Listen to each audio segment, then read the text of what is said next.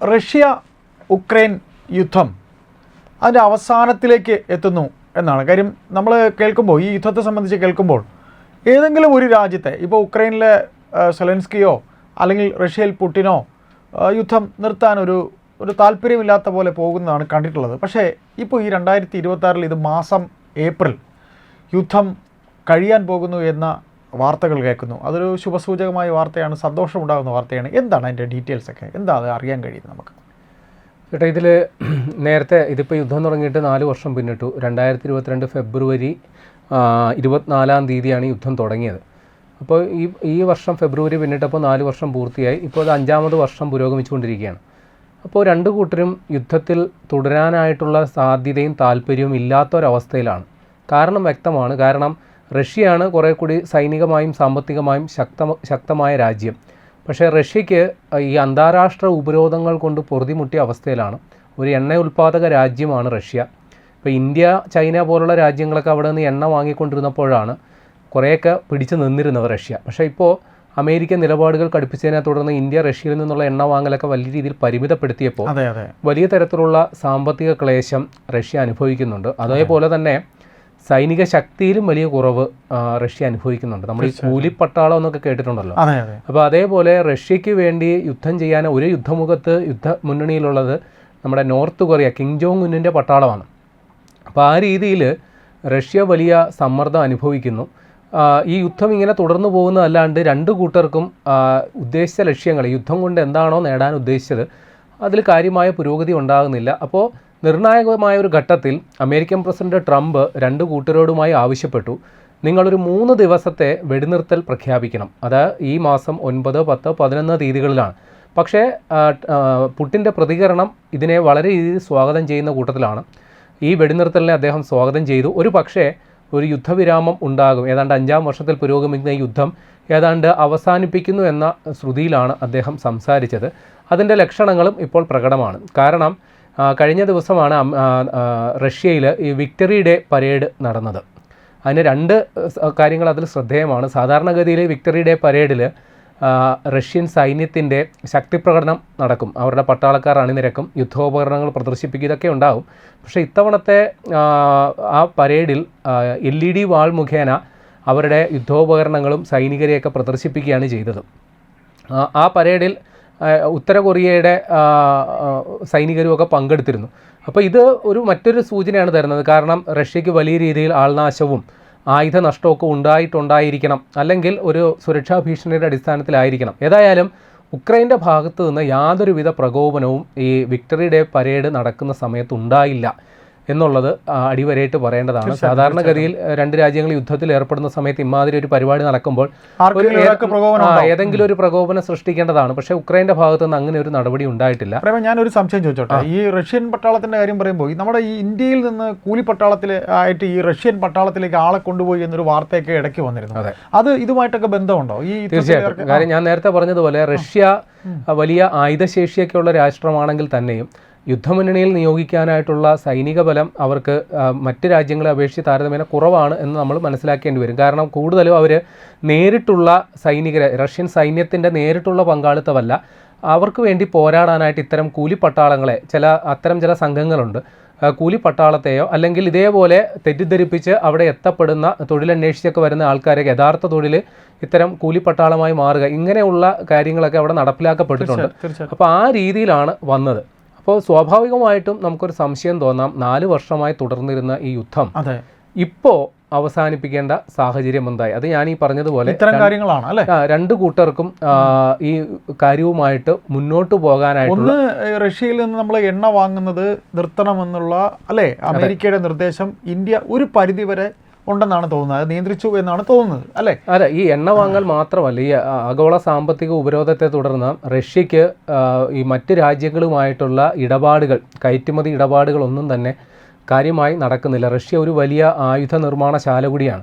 അപ്പോൾ പല രാജ്യങ്ങളും റഷ്യയുമായിട്ടുള്ള പ്രതിരോധ കരാറുകളിൽ ഏർപ്പെട്ടിട്ടുണ്ടെങ്കിലും അവർക്കൊക്കെ കൃത്യമായി ആയുധങ്ങൾ യഥാസമയം അതിൻ്റെ സ്പെയർ പാർട്സ് അടക്കം എത്തിച്ചു കൊടുക്കാൻ പറ്റാത്തൊരു സാഹചര്യമുണ്ട്. ഇപ്പോൾ ഇന്ത്യക്ക് പോലും റഷ്യയുമായിട്ട് പ്രതിരോധ കരാറുകളിൽ നിർണായക കരാറുകൾ ഏർപ്പെടുന്നതിൽ പുനരാലോചന ഉണ്ടാകാനുള്ള കാരണം പോലും ഇത്തരം പ്രശ്നങ്ങളാണ്. അപ്പോൾ ഇതെല്ലാം റഷ്യയെ വലിയ രീതിയിൽ സാമ്പത്തികമായി അലട്ടുന്നുണ്ട്. റഷ്യൻ കറൻസിയുടെ മൂല്യം വലിയ രീതിയിൽ ഇടിയുന്ന ഒരവസ്ഥയും സംജാതമായിട്ടുണ്ട്. അപ്പോൾ ഇതൊക്കെ തന്നെ വലിയ രീതിയിൽ അപ്പോൾ യുദ്ധം നടത്തിക്കൊണ്ടു പോകാനുള്ള സാമ്പത്തികമില്ല എന്നുള്ളതാണോ അതിൻ്റെ ചുരുക്കെഴുത്ത്? അതെ, കൃത്യമായും രണ്ട് രാജ്യങ്ങളും അതിൻ്റേതായ കഷ്ടനഷ്ടങ്ങൾ അനുഭവിക്കുന്നുണ്ട്. ഉക്രൈനെ സംബന്ധിച്ച് അവിടുത്തെ പ്രസിഡന്റ് വ്ളാഡിമിർ സെലൻസ്കി അദ്ദേഹത്തിൻ്റെ ജനകീയ പിന്തുണ വലിയ രീതിയിൽ കുറയുന്നുണ്ട്. അദ്ദേഹം ഈ യുദ്ധത്തിൻ്റെ മറവിൽ വലിയ രീതിയിൽ സമ്പത്ത് ഉണ്ടാക്കി വലിയ അഴിമതികൾ നടത്തി എന്ന തരത്തിൽ ആരോപണം നേരിടുന്നു. അദ്ദേഹത്തിൻ്റെ സർക്കാരിൻ്റെ കാലാവധി കഴിഞ്ഞിട്ടും ഈ യുദ്ധം ആയതുകൊണ്ട് മാത്രം സവിശേഷ സാഹചര്യം ഉള്ളതുകൊണ്ട് ആ നിയമം ഉപയോഗിച്ച് കാലാവധി തുടരുന്ന ഒരു ഘട്ടമാണ്. ഒരു ഘട്ടത്തിൽ പുടിൻ പരിഹസിക്കുക പോലും ചെയ്തു. അവിടെ നിലവിലില്ലാത്തൊരു സർക്കാർ ഉള്ളപ്പോൾ ഞാൻ ആരുമായിട്ടാണ് ചർച്ച ചെയ്യേണ്ടത്? ഏതായാലും ട്രംപിനെ സംബന്ധിച്ച് ഇങ്ങനൊരു സാഹചര്യം വളരെ അനുകൂലമാണ്. കാരണം അദ്ദേഹം വീണ്ടും സമാധാനത്തിലുള്ള നോബൽ സമ്മാന അതിനു വേണ്ടിയിട്ടുള്ള ചുരുക്കപ്പട്ടികയിലുണ്ടെന്നൊക്കെ പറയപ്പെടുന്നു. അപ്പോൾ ഈ പറയുന്ന സമാധാന ഉടമ്പടിയിലേക്ക് അത് ട്രംപിൻ്റെ സംഭാവനയെ പുടിൻ പ്രശംസിക്കുകയും ചെയ്തൊരു സാഹചര്യം കൂടിയാണ്.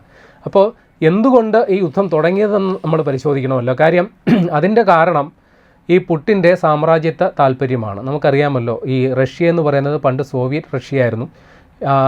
15ഓളം രാജ്യങ്ങൾ ചേർന്ന വലിയൊരു കൂട്ടായ്മയായിരുന്നു. പക്ഷേ അതിൽ അപ്പോൾ ഗോർബച്ചേവിൻ്റെ ഭരണപരിഷ്കാരങ്ങളെ തുടർന്ന് നമ്മുടെ ഈ പെരിസ്ട്രോയിക്ക എന്നൊക്കെ പറയുന്നത്, ഗാസ്ട്രോയിസും പെരിസ്ട്രോയിക്കയും ഭരണപരിഷ്കാരങ്ങളും സാമ്പത്തിക പരിഷ്കാരങ്ങളെ തുടർന്നുണ്ടായ സവിശേഷ രാഷ്ട്രീയ സാഹചര്യങ്ങളെ തുടർന്നുണ്ടായ പല രാജ്യങ്ങളും ഭിന്ന അഭിപ്രായങ്ങൾ, അതിനെതിരെ കടുത്ത പ്രതിഷേധങ്ങളുമായിട്ട് വന്ന് പല രാജ്യങ്ങളും അവർക്ക് വേർതിരിഞ്ഞു പോയി.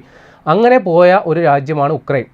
പക്ഷേ ഈ ഉക്രൈനിൽ വലിയൊരു വിഭാഗം ജനത റഷ്യൻ അനുകൂലികളായിട്ടുള്ളവരുണ്ട് എന്നുള്ളതൊരു വസ്തുതയാണ്. അപ്പോൾ അവിടെ ഏതാണ്ട് 2014 റഷ്യയുടെ ക്രിമിയ എന്ന് പറയുന്ന പ്രദേശം ഉക്രൈൻ്റെ ക്രിമിയ എന്ന് പറയുന്ന പ്രദേശം റഷ്യൻ സേന പിടിച്ചെടുത്തു. അതേപോലെ തന്നെ അവിടെ ഈ ഡോൺബാസ് എന്ന് പറയുന്ന ആ പ്രദേശവും നിരവധി റഷ്യൻ അനുകൂലികളായിട്ടുള്ളവരാണ്. അവിടെയും റഷ്യ അവകാശവാദം ഉന്നയിച്ച് നിൽക്കുന്ന ഒരു സമയമായിരുന്നു. പിന്നീടാണ് ഈ പറയുന്ന 2022 ഫെബ്രുവരി 24 യുദ്ധം പൊട്ടിപ്പുറപ്പെടുന്നത്. ഇപ്പോൾ നിലവിൽ ഈ ഉക്രൈൻ്റെ കിഴക്കൻ മേഖലയിലെയും തെക്കൻ മേഖലകളിലെയും ഏതാണ്ട് ലുഹാൻസ്ക്, ഡോൺബാസ്, സാപ്പറേഷ്യ, ഖേഴ്സൺ എന്നീ പറയുന്ന പ്രദേശങ്ങൾ ഇപ്പോൾ റഷ്യൻ നിയന്ത്രണത്തിലാണ്. അതായത് ആ ഉക്രൈൻ പ്രദേശത്തിൻ്റെ ഏതാണ്ട് 18 മുതൽ 20% വരുന്ന മേഖല ഇപ്പോൾ റഷ്യൻ സേനയുടെ നിയന്ത്രണത്തിലാണ് എന്നുള്ളതുകൂടിയാണ്. നേരത്തെ ഈ സമാധാന സന്ധികളിൽ ഇടപെട്ട അമേരിക്കൻ പ്രസിഡന്റ് ട്രംപ് ഒരു പരിധിവരെ ഉക്രൈനെ അകമഴിഞ്ഞ് പിന്തുണയ്ക്കുന്ന നിലപാടാണ് എടുത്തത്. ഉക്രൈൻ്റെ പിന്തുണയ്ക്കായിട്ട് യൂറോപ്യൻ രാജ്യങ്ങളും നാറ്റോ സഖ്യരാജ്യവും ഉണ്ടായി. ഞാൻ നേരത്തെ പറഞ്ഞു, ഈ പറയുന്ന ഉക്രൈന് മേൽ റഷ്യ ആക്രമണം നടത്താനുള്ള കാരണം ഈ പുടിൻ്റെ സാമ്രാജ്യത്വ താല്പര്യമാണ്. ഈ ഉക്രൈനെ കൂടി പഴയ സോവിയറ്റ് യൂണിയൻ മാതൃകയിൽ റഷ്യയുടെ കൂടെ കൂട്ടണം എന്നുള്ളൊരു അജണ്ട ഉണ്ടായിരുന്നു. പക്ഷേ അതിനേക്കാൾ വലിയ പ്രശ്നം റഷ്യക്ക് ഇങ്ങനൊരു താല്പര്യമുണ്ടെന്ന് മനസ്സിലാക്കി ഉക്രൈൻ നാറ്റോയിൽ അഭയം തേടി നാറ്റോ അംഗത്വം എടുക്കാവുന്ന ഒരു നിലപാടെടുത്തു. നമുക്ക് മനസ്സിലാക്കണം, റഷ്യയുടെ അതിർത്തി രാജ്യങ്ങളായ Norway, Finland, Estonia, Latvia, Lithuania, Poland ഇത്രയും രാജ്യങ്ങളെല്ലാം തന്നെ നിലവിൽ നാറ്റോ സഖ്യരാജ്യങ്ങളാണ്, നാറ്റോയിൽ അംഗത്വമുള്ളതാണ്.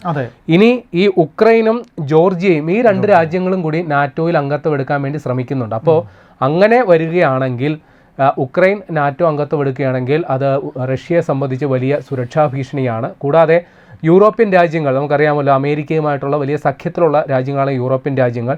ആ യൂറോപ്യൻ രാജ്യങ്ങളെയും റഷ്യയും തമ്മിൽ വേർതിരിക്കുന്ന ഒരു അതിർവരമ്പായിട്ടാണ് വാസ്തവത്തിൽ ഉക്രൈൻ നിലനിന്നിരുന്നത്. അപ്പോൾ ഉക്രൈനും കൂടി നാറ്റോ ഭാഗത്തേക്ക് പോകുമ്പോൾ റഷ്യയുടെ അതിർത്തിയിലേക്ക് ശത്രു സൈന്യം അല്ലെങ്കിൽ നാറ്റോ സൈന്യവും അവരുടെ സുരക്ഷാ സംവിധാനങ്ങളും എത്തും. അത് റഷ്യയുടെ താല്പര്യങ്ങൾക്ക് വിരുദ്ധമാണ് എന്ന് കണ്ടുകൊണ്ടാണ് അതിനെ ഒരു കാരണവശാലും അംഗീകരിക്കില്ല എന്ന് പറഞ്ഞുകൊണ്ട് യുദ്ധപ്രഖ്യാപനം നടത്തിയത്. അപ്പോൾ റഷ്യൻ പ്രസിഡന്റ് പുടിൻ ആവശ്യപ്പെടുന്നത് അവർ പിടിച്ചെടുത്ത ഈ പ്രദേശങ്ങളുടെ അതിൻ്റെ പരമാധികാരം ഞങ്ങൾക്ക് കിട്ടണം, അതോടൊപ്പം ഉക്രൈൻ നാറ്റോ അംഗത്വത്തിൽ നിന്ന് പിന്മാറണം. ഇത് രണ്ടുമാണ് പ്രധാന ആവശ്യങ്ങൾ. പക്ഷേ ഈ ആവശ്യങ്ങളിൽ ഇതുവരെ ഏതെങ്കിലും തരത്തിലൊരു ധാരണയായതായിട്ട് നമുക്കറിവില്ല. ഒരു പക്ഷേ അതിനെക്കുറിച്ച് തുടർ ചർച്ചകൾ ഉണ്ടാകാം. യുദ്ധത്തിൽ ഒരു വിരാമം ഇപ്പോൾ ഉണ്ടായിട്ടുണ്ട്. ഇനി ഇതിൽ വലിയ രാഷ്ട്രീയ യൂറോപ്യൻ രാജ്യങ്ങളുടെ അഭിപ്രായം എന്താണ്? അതാണ് പറഞ്ഞു വരേണ്ടത്. അതായത് ഇതിൽ യൂറോപ്യൻ രാജ്യങ്ങളും നാറ്റോ രാജ്യങ്ങളും എല്ലാം തന്നെ ഈ പറഞ്ഞതുപോലെ ഉക്രൈന് വേണ്ടിയിട്ട് അണിനിരന്നവരാണ്, അവർക്ക് വേണ്ട ആയുധങ്ങളും എല്ലാം കൊടുത്തിരുന്നത്. തീർച്ചയായിട്ടും ഒരു സമയത്ത് അവർക്കൊപ്പം നിന്നാണ് അമേരിക്കൻ പ്രസിഡന്റ് ട്രംപും അമേരിക്കയും ഉക്രൈന് വേണ്ടി ആയുധങ്ങൾ അടക്കമുള്ള എല്ലാം എത്തിച്ചുകൊണ്ടിരുന്നതാണ്. തീർച്ചയായിട്ടും പെട്ടെന്നൊരു സുപ്രഭാതത്തിൽ ട്രംപ്, എനിക്ക് തോന്നുന്നു കഴിഞ്ഞ തവണത്തെ നൊബേൽ സമ്മാനത്തിന് വേണ്ടിയിട്ടുള്ള ശ്രമങ്ങളുടെ കൂട്ടത്തിലായിരിക്കണം, പുടിനെ പെട്ടെന്ന് അമേരിക്കയിലേക്ക് ചർച്ചയ്ക്ക് വിളിക്കുന്നു. തൊട്ടു പിന്നാലെ ഏകപക്ഷീയമായി ട്രംപ് തന്നെ തയ്യാറാക്കിയ ഒരു ഒത്തുതീർപ്പ് വ്യവസ്ഥ, ഏതാണ്ട് 25ഓളം വ്യവസ്ഥകൾ ഉൾപ്പെട്ട ഒരു ഒത്തുതീർപ്പ് വ്യവസ്ഥ. അതിൽ ഏറ്റവും നിർണായകം ഈ പറയുന്ന ഉക്രൈൻ അവരുടെ പല ഭൂപ്രദേശങ്ങളും റഷ്യക്ക് കൈമാറി, റഷ്യക്ക് അടിയറവ് വെച്ചുകൊണ്ടുള്ള ഒരു യുദ്ധവിരാമത്തിൻ്റെ നിർദ്ദേശമാണ് ട്രംപ് മുന്നോട്ട് വെച്ചത്. അതിന് ട്രംപിൻ്റെതായ ന്യായീകരണമുണ്ട്. കാരണം ഈ പ്രദേശങ്ങളെല്ലാം തന്നെ റഷ്യ പിടിച്ചെടുത്തു കഴിഞ്ഞു. അവിടെയുള്ള ജനവികാരം റഷ്യക്ക് അനുകൂലമാണ്. അത് വെറും വികാരത്തിൻ്റെ പേരിൽ ഉക്രൈന് വിട്ടുകൊടുക്കണമെന്ന് പറയുന്നത് പ്രായോഗികമായി നടപ്പിലാകില്ല എന്നുള്ളതാണ് ട്രംപ് വാദിച്ചത്. പക്ഷേ ഉക്രൈൻ പ്രസിഡന്റ് വ്ളാഡിമിർ സെലൻസ്കി ആ നിർദ്ദേശം തള്ളിക്കളയുകയും അങ്ങനെ ആ ഒത്തുതീർപ്പ് വ്യവസ്ഥ ചീറ്റിപ്പോവുകയും ചെയ്തു. ഈ കാര്യത്തിൽ അമേരിക്കയോട് ഭിന്ന സ്വരമായിരുന്നു അമേരിക്കയുടെ സഖ്യരാജ്യങ്ങളായ നാറ്റോയിലുള്ള പല രാജ്യങ്ങളും, പ്രത്യേകിച്ച് യൂറോപ്യൻ രാജ്യങ്ങളെല്ലാം തന്നെ. അപ്പോൾ ഈ ഇതോടുകൂടി ട്രംപ് ഇതിൽ നിന്ന് ഒറ്റപ്പെടുന്ന ഒരവസ്ഥയിലേക്ക് വന്നു. ഈ നിർദ്ദേശങ്ങളൊക്കെ തന്നെ പരാജയപ്പെട്ടു പോകും. അതെ, ഈ പറയുന്ന അമേരിക്കയുടെ സൗഹൃദ രാഷ്ട്രങ്ങൾക്കിടയിൽ പോലും, ജർമ്മനി, ഫ്രാൻസ് പോലെയുള്ള രാജ്യങ്ങൾ പോലും ട്രംപിൻ്റെ ഈ നിലപാടുകളെ പരസ്യമായി തള്ളിക്കളയുകയും ഉക്രൈന് വേണ്ടി അണിനിരക്കുകയും ചെയ്യുന്ന ഒരു നിലപാടുകളൊക്കെ വന്നു. ഇക്കാര്യത്തിൽ ഐക്യരാഷ്ട്രസഭയടക്കം ഇടപെട്ടിട്ടും കാര്യമായ പുരോഗതി യുദ്ധവിരാമത്തിലേക്ക് പോയിട്ടില്ല. പക്ഷേ ഇവിടെ ഇപ്പോൾ ഈ പ്രത്യേക രാഷ്ട്രീയ സാഹചര്യം ഉടലെടുത്തിരിക്കുന്നു. കാര്യം രണ്ട് രാഷ്ട്രങ്ങൾക്കും അതെ, ഈ യുദ്ധവുമായി മുന്നോട്ട് പോകുന്നത് രണ്ട് രാജ്യങ്ങളുടെ നിലനിൽപ്പിന്റെ പ്രശ്നമായി മാറിയിട്ടുണ്ട്. അപ്പോൾ ഈ രീതിയിലുള്ളൊരു സമാധാന സന്ധിയിലേക്ക് കാര്യങ്ങൾ എത്തുന്നുണ്ട്. അത് ഇപ്പോൾ നിലവിൽ വെടിനിർത്തൽ അവിടെ നിലവിലുണ്ട്. രണ്ടു കൂട്ടരും പോരാട്ടം അവസാനിപ്പിച്ചു വെച്ചിരിക്കുകയാണ്. ഒരു പക്ഷേ ഇത് ഒരു കരാറിലേക്കോ ഒരു യുദ്ധവിരാമത്തിലേക്കോ പോകുമെന്നാണ് നമ്മൾ പ്രതീക്ഷിക്കുന്നത്.